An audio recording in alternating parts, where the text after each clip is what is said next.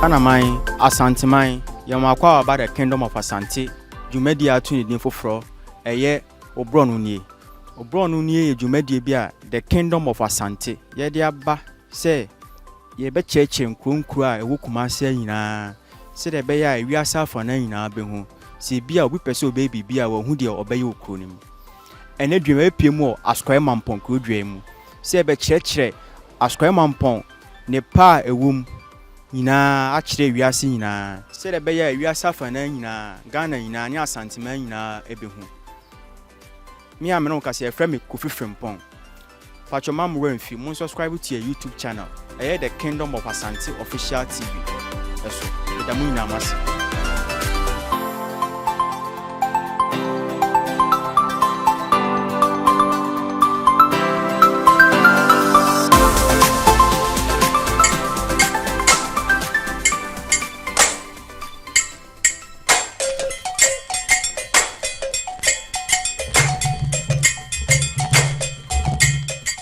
Boro Jumedi work the Kingdom of Asante official TV show. And I go see him. He said that's what Asokore Mampong has say. He say nya obi a pese ne kasa. Man pacho e fro sen. Me di hega. Pacho tena Asokore Mampong in field do sen. Pacho 2 years mo en. Okay. Na obetena ase no we experience it sen wo kromo ase. Metimi aka say ahaye. Experience e wo haye. And your mabo stroke a cab, fan is a higher Asante full months. A different from Winzongo, but a higher normal, a higher cool. They be any hazard. Okay. Kroma for pana, her boss of pound croma. I had their candies in a boss of pan. Pacho emphasis. Away, Okay, Mati. Okay. Zero Sicano or Sicromua. Asokore Mampong say, candy span a bosso. Inti we ko candy so akohwe se enokre se eho bosso ampa. On bagatelle le coin, Kiobit, on y va. Tous les monde est présenté vos choses, s'il vous plaît, voici votre SK original. Nana Boro, on va gâter le coin. Ahayede, baby. Ahayede, You have a chair, I dine wo kromo ase. Any hotels to do wo kromo ase. Market wo kromo ase. Any impuntujuma so a ekoso Asokore Mampong kodwa mu ase nyina. Medamu nyina mase.